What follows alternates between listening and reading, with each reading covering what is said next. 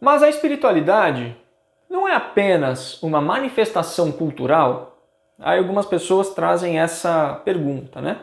Trazem essa questão. Vamos refletir rapidamente sobre isso, né? Primeiro, vamos definir o que é cultura. Cultura é o conjunto de algoritmos que um determinado grupo de pessoas utiliza para resolver um problema comum. Por exemplo, problemas da comunicação, aí você vai ter ali uma forma de linguagem, né? Uma língua, um dialeto. Abrigo, aí você vai ter estilos de construção, arquitetura, enfim.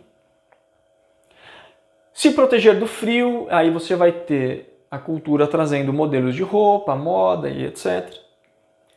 Convívio social, aí você vai ter músicas, festas. Essa definição de cultura enquanto um algoritmo é do Renato Franco, nosso coautor do Eneagrama Cognitivo.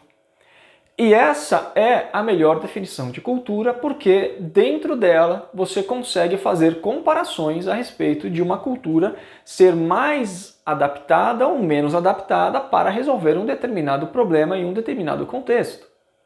E isso é importante.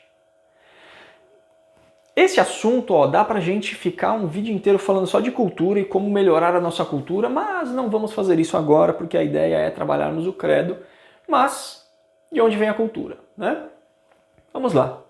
Se toda a base dos comportamentos possíveis vem dos instintos, logo, os hábitos são produtos dos instintos e suas motivações.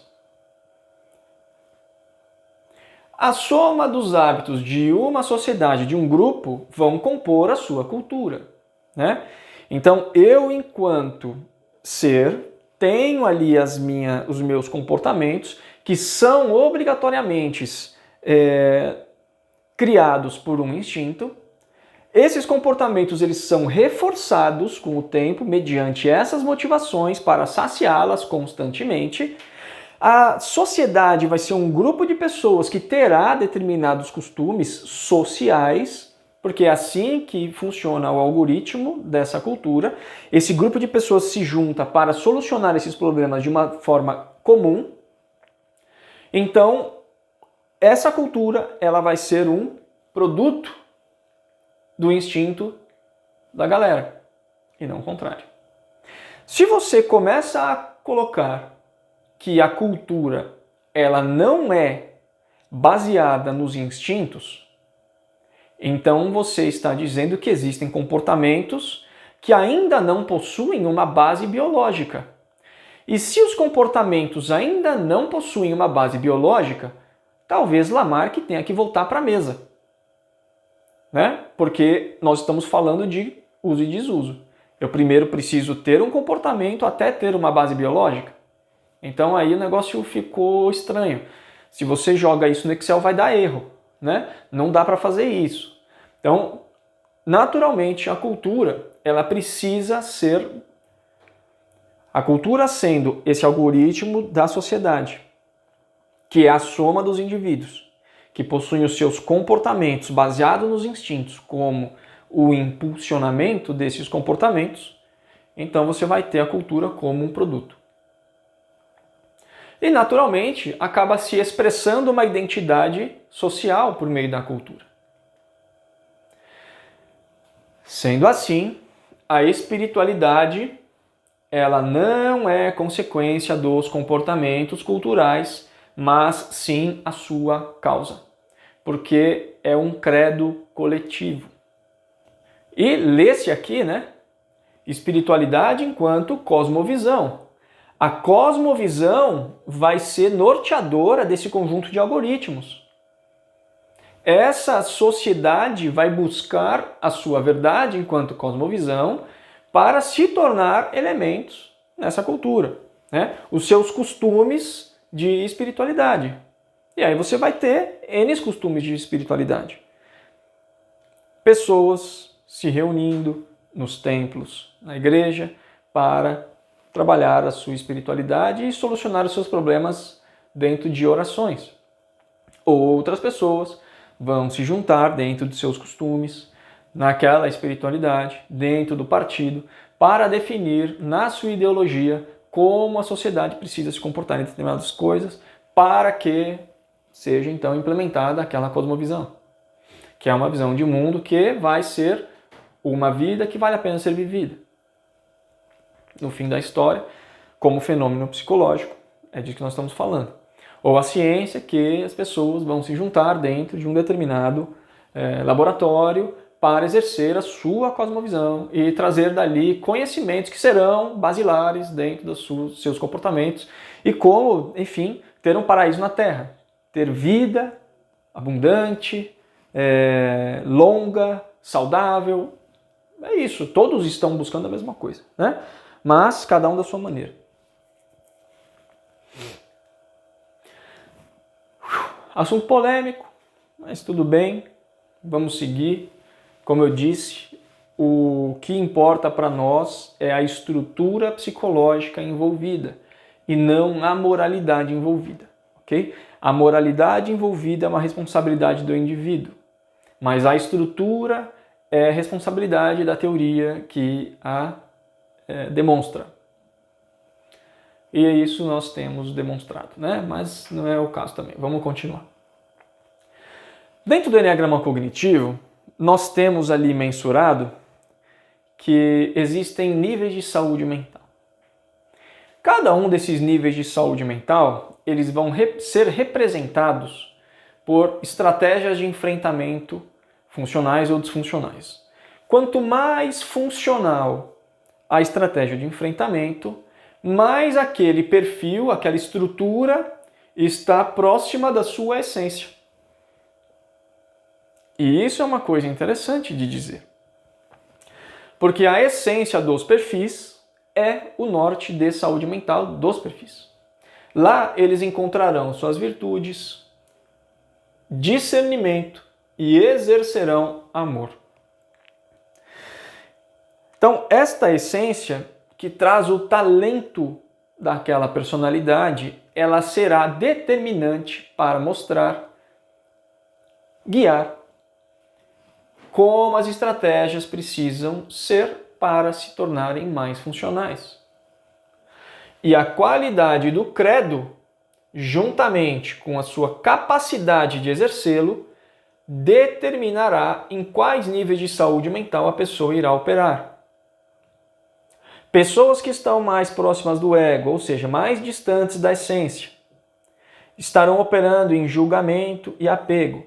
E aqui você tem o religioso, aqui você tem o cientista, né, o cientificista, sei lá como é que as pessoas chamam.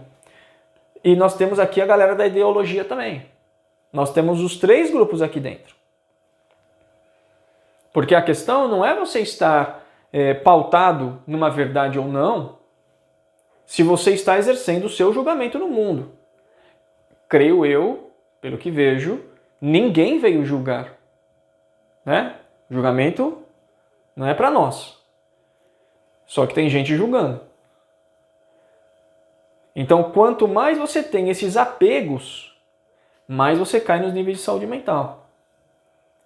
Quanto menos você tem apegos, ou seja, quanto mais você consegue desapegar dessas verdades subjetivas, que são a maior furada, mais você consegue se aproximar da essência e exercer virtude e discernimento.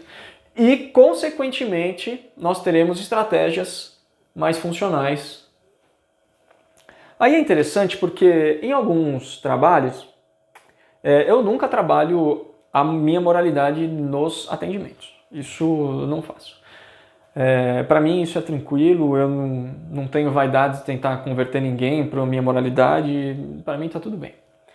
Só que boa parte das pessoas que eu atendo estão aqui, nível 7 e 8. Algumas pessoas estão no nível 9. Só para você ter uma ideia, o nível 9 é matar ou morrer. Aqui, ideação suicida ou homicida está na cabeça do seu cliente e você precisa tomar cuidado para que, com esses sintomas, mesmo que ele não fale que ele quer matar alguém ou se matar, isso está acontecendo, ok? De qualquer modo, a maioria das pessoas que eu atendo estão aqui. Só que vamos supor que a pessoa que eu estou atendendo aqui, deixa eu até tirar esses monte de coisa, né? A pessoa que eu estou atendendo aqui, Ela chegou na clínica por conta de um problema de carreira. Ô, gente, como eu escrevo mal. Carreira, dá para ler carreira, né? Bom, de qualquer jeito eu estou verbalizando. Isso aqui significa, esse hieróglifo significa carreira, tá? Então, ela chegou aqui com problema de carreira. As estratégias dela estão disfuncionais pra caramba. Ela tem uma visão de um mundo extremamente julgadora. Palavrão, reclamação, cultura tóxica. Ela está envolvida em tudo isso. Ambiente ruim. Tá uma beleza, né?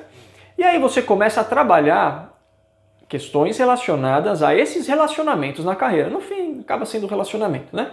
Mas enfim, vamos lá. Então, esses relacionamentos dentro da sua carreira é o que nós estamos trabalhando. E começamos, então, a tirar esses apegos dela. Show apego. Qual é o seu perfil? Ah, meu perfil é tal. Qual é a sua essência? Ah, minha essência é tal.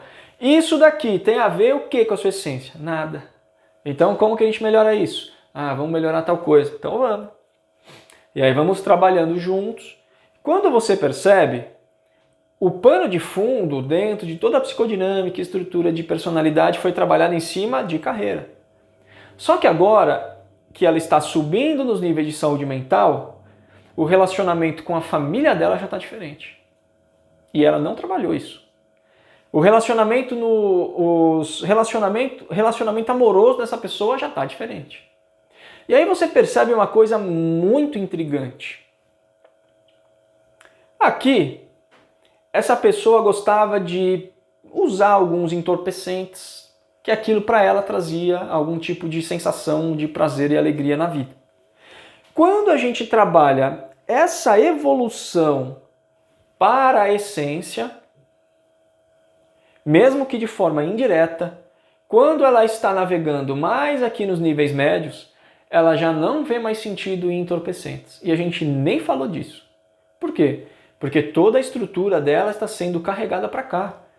Agora ela está vendo recursos mais funcionais para lidar com várias outras coisas na vida. Então, isso é uma coisa extremamente interessante e intrigante dentro dos trabalhos com o Enneagrama Cognitivo.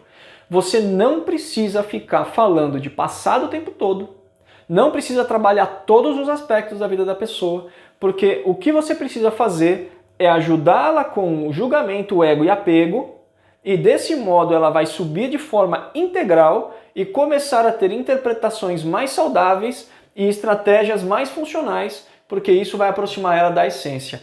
E aqui está a felicidade dela. Aqui, ó, nos entorpecentes, que furada. Ela acha que está sendo feliz, mas só está se lascando, né? Mas enfim, a qualidade do credo vai ajudar a pessoa aqui. Indiretamente você trabalha credo. Não necessariamente você precisa trabalhar credo. Mas indiretamente você já está trabalhando. Porque ela está criando experiências dentro dessa jornada que não são verbais. A forma com que ela está vivenciando todos aqueles processos não são verbalizáveis de forma tão simples. E mesmo que você consiga verbalizar, eles não representam de fato a verdade, a realidade percebida. Porque é só uma expressão de algo que você sente, né? Não é o que você sente. Então isso é muito interessante.